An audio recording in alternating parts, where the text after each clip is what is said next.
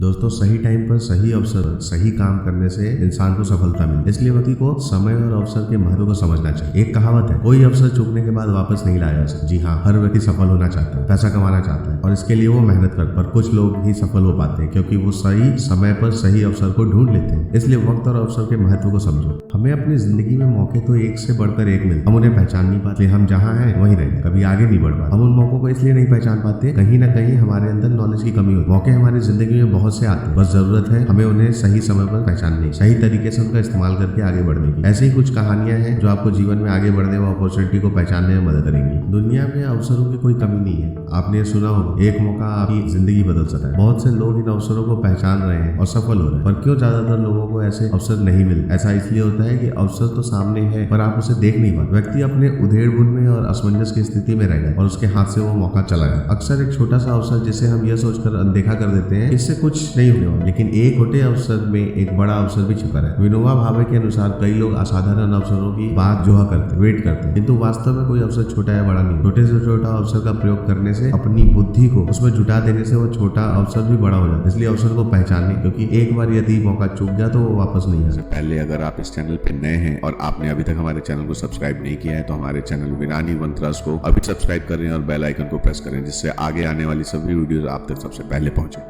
Opportunity, अवसर। पहली कहानी, एक राजा था। उसने सोचा कि बहुत दिन शिकार पर गए हुए हो गए। उसने अपने सैनिकों की एड़ी को अपने साथ लिया, फिर शिकार पर निकला। जंगल में कुछ ही देर बाद उसे एक हिरन नजर आया। राजा ने बिना देर किए हुए अपना घोड़ा उसके पीछे लगा। हिरन काफी तेज भाग रहा, राजा भी ठीक उसके पीछे ही भाग रहा। शिकार के पीछे भागते भागते राजा अपने सैनिकों से काफी दूर आ चुका। तभी अचानक हिरन पेड़ों के बीच में कहीं गायब हो गया। तब जाकर कहीं राजा रुका। उसे एहसास हुआ कि वह जंगल के रास्ता भटक चुका है। उसे बहुत भूख लगी, वो खाने की तलाश में यहाँ वहाँ भटक गया। तभी उसे एक झोपड़ी दिखाई। उसे झोपड़ी का दरवाजा खटखटाया, तब अंदर से एक आदमी बाहर निकला। राजा ने उसे बताया कि वह रास्ता भटक चुका है, वो रात भर के लिए आसरा चाहा। उस आदमी ने राजा को अंदर बुलाया, उसकी खूब सेवा की। अगले दिन जब राजा चलने लगा तो उसने उस आदमी को बताया कि वह उसकी सेवा से बहुत खुश हुआ, उसे वह चंदन वन देना चाहता। वो आदमी वैसे भी एक सीधा साधा लकड़हारा जो चंदन का महत्व ही नहीं जानता, इसलिए रोज चंदन की लकड़ी को काटता, उसे जलाकर कोयला बनाता, फिर उसे बेच दे। इसी प्रकार कोयला बनाकर बेचते बेचते वो बहुत साल बीत। एक दिन राजा को उस आदमी की याद आई। राजा उससे मिलने निकल पड़ा। राजा ने सोचा कि अब तो वो बहुत धनवान हो गया, खुशी से जीवन बिता रहा हो। राजा जब उससे मिलने पहुंचा तो उसने देखा कि वो अभी भी गरीबी में ही जी रहा है। जब राजा ने उसकी गरीबी का कारण जाना तो राजा ने अपना सर पीटा। राजा ने उस आदमी को बताया चंदन बहुत मूल्यवान लकड़ी होती। जब उस आदमी ने चंदन का महत्व जाना वो बहुत दुखी हुआ, वो अपनी मूर्खता पर बहुत ही पछताया। तब राजा ने उसे सांत्वना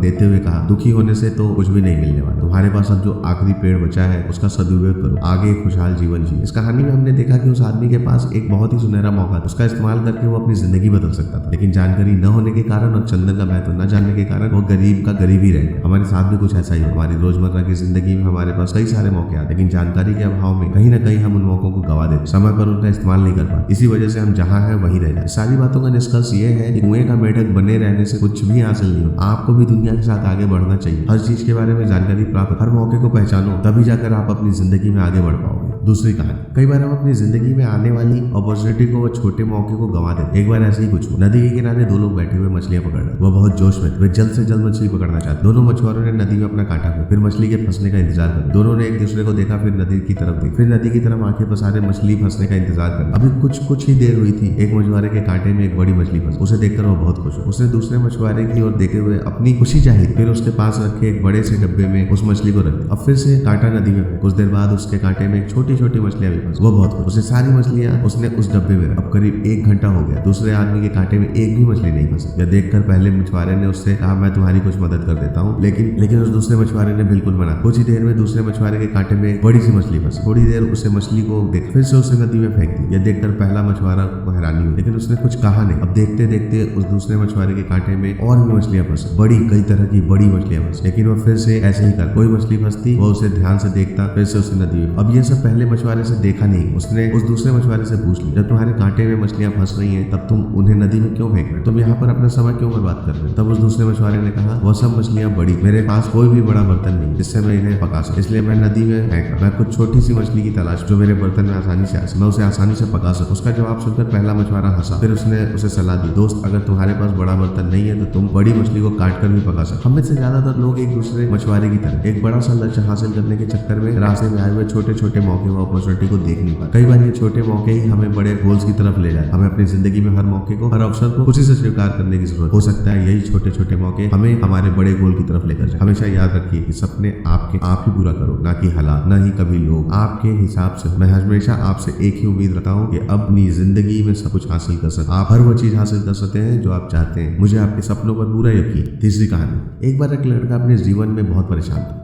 उसे जब परेशानी का कोई हल नहीं मिला तब वो अपने गुरुजी के पास गया। गुरुजी से कहता है, मैं बहुत परेशान हूँ, मेरे पास पैसा नहीं है, मैं चाहता हूँ कि मेरे माता पिता बहुत खुश हैं, मैं उन्हें ढेर सारी खुशियां दे सकूं, मैं उन्हें सारे तीर्थों को घुमाना चाहता हूँ। ये जो मैं बोल रहा हूँ उसके लिए मेरे पास बहुत अधिक पैसे होने चाहिए जो मेरे पास नहीं है। गुरुजी ने उसकी पूरी बात सुनी, फिर उसे एक ऐसी जगह ले गए जहाँ पर बहुत सारे कंकड़ पड़े थे। उन्होंने उस लड़के से कहा, इन कंकड़ों में एक कंकड़ ऐसा है जो किसी भी धातु मेटल को सोने में बदल सकता है। वह कंकड़ जिस पर रखोगे वह सोने का हो जाएगा। उस कंकड़ की पहचान होगी उसके तापमान से, उस कंकड़ की पहचान होगी उसके तापमान से। यह सब कंकड़ छूकर महसूस करोगे तो वो ठंडे लगेंगे, लेकिन गोल्ड में बदल देने वाली कंकड़ गर्म महसूस होगी। उसकी पहचान करने के लिए तुम्हें सारे कंकड़ों को छूकर देखना हो। जो कंकड़ अधिक गर्म लगे वही कंकड़ उचित हो। उससे तुम किसी भी धातु को आसानी से सोने में बदल सकते। तुम अपनी जिंदगी में जितना चाहो उतना पैसा कमा सकते। तुम्हारी सारी समस्याएं दूर हो जाएंगी, तुम्हारे पास अधिक पैसा हो जिससे तुम अपने सारे सपने पूरे कर सकते। यह सुनकर वह लड़का बहुत खुश हो। उसने देखा कि यह तो बस कुछ महीनों की ही बात, मुझे रोज के कुछ ही घंटे देने हैं, फिर जिंदगी की सारी समस्याएं दूर हो जाएंगी और मैं अपने सारे सपने पूरे कर। लेकिन वो लड़का यह नहीं जानता था जो टास्क उन गुरुजी ने दिया है वो बहुत सोच समझ कर दिया है। अगर इतना ही आसान होता तो वो बात ही गई। अब लड़का उस काम में लग गया। वो सभी कंकड़ों को हाथ से छूकर महसूस करता। उसे जो कंकड़ ठंडी महसूस होती